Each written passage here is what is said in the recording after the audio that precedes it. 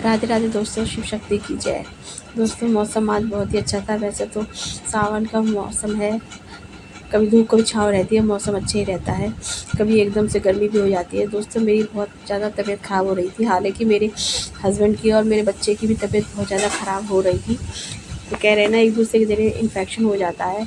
तो मेरी भी तबीयत काफ़ी बिगड़ी हुई थी, मगर क्या करें, घर का काम है जो हमें समेटना ही पड़ता है। बिखरा हुआ घर अच्छा नहीं लगता, किसी भी लेडीज़ को घर अच्छा नहीं लगता बिखरा हुआ। भला ही वो कितनी तबीयत ख़राब हो, मगर फिर भी काम तो करना ही पड़ता है। हालांकि मेरे बच्चे मेरी हेल्प बहुत कराते हैं, मगर दरअसल मेरा छोटा बेटा भी तबीयत ख़राब थी और बड़ा वाला बेटा भी बिज़ी था। तो इस वजह से काम दोपहर का कुछ ज़्यादा ही फैलता। सुबह तो मैंने जैसे तैसे कर लिया था, हिम्मत ही नहीं हो रही थी काम करने की कि कैसे किया जाए काम, मगर फिर भी करना तो पड़ता ही है। बेटी की तबीयत बिगड़ ही जा रही थी, तो दोस्तों अच्छा नहीं लग रहा था।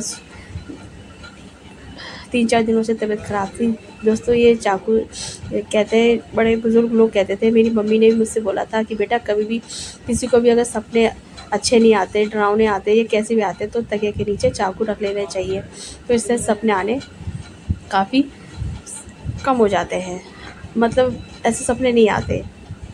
तो बड़े बुज़ुर्ग का तजुर्बा है ये। तो दोस्तों दोपहर होने लगी थी, या दोपहर से अब शाम होने लगी थी, तो मैंने सोचा तो दोस्तों शाम हो गई, तो मैंने सोचा कि अब घर की थोड़ी साफ़ सफाई कर लिया जाए। तो मैंने अपने बेटे से कही, बेटे ने भी कही कि मम्मी भूख लग रही है। तो मैंने कहा था कि अभी बेटा मैं सेब काट के दे रही हूँ। तो शाम हो गई, मैंने कहा बेटा जाके झाड़ू ले आओ, और झाड़ू ले आया। अब मैंने कहा झाड़ू लगा के साफ़ कर लिया जाए, क्योंकि अब शाम हो गई तो पूजा भी करनी है।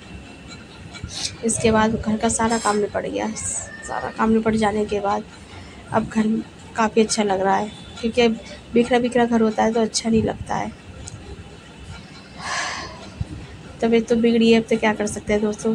हर लेडीज़ की प्रॉब्लम होती है, कुछ भी हो जिम्मेदारी तो निभानी पड़ती है। जैसे जेंट्स बेचारे कितनी भी तबीयत ख़राब हो जाने के बाद अपनी ड्यूटी अपनी जिम्मेदारी निभाते हैं, ऐसे लेडीज़ की भी जिम्मेदारी होती है। कितनी भी तबीयत ख़राब हो जाए, घर की जिम्मेदारी तो करनी पड़ती है, मगर ये मिलजुल के ही सपोर्ट चलता है। तो मैंने यहाँ ले एप्पल और एप्पल काट करके अपने बेटे को दे रही हूँ, क्योंकि डॉक्टर भी कहते हैं कि सेब तो हर जैसे भी कोई भी बीमारी होती है तो उसमें सिर्फ एप्पल चल जाता है। वैसे तो डॉक्टर कहते हैं तोरी खाओ, लौकी खाओ, काफ़ी फल और सब्जियां ऐसी होती है जो हमारे शरीर को ताकत देती है। काफ़ी फीवर आने की वजह से तबीयत बहुत बिगड़ रही थी। कुछ भी अच्छा नहीं लगता दोस्तों, अगर बच्चे की तबीयत ख़राब हो जाए या हस्बैंड की तबीयत ख़राब हो जाए। तो मैं लेके आई थी तोरई काटूँगी और उसकी तैयारी करूँगी शाम को। तो मैंने तोरई मंगा ली थी, क्योंकि हमारे घर के बाहर ही ठेली लगती है, भैया एक सब्ज़ी बेचते हैं, ताज़ी ताज़ी सब्जियां बहुत अच्छी मिलती है उनके पास से। उन्हीं के पास से मैं लेके आई थी, और वो या तोरई बनाऊँगी, हस्बैंड और बच्चे लोग खाएंगे, संग में मैं भी खाऊँगी।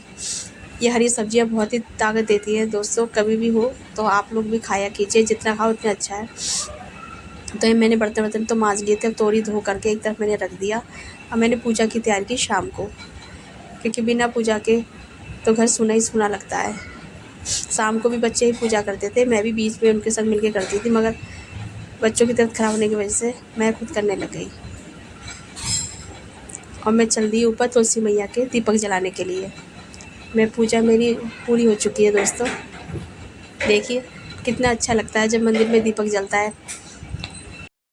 दोस्तों घर में पूजा हो जाने का घर मन को कितनी शांति मिलती है। तो दोस्तों एक छोटा सा मिनी ब्लॉग मैं यही बंद करती हूँ।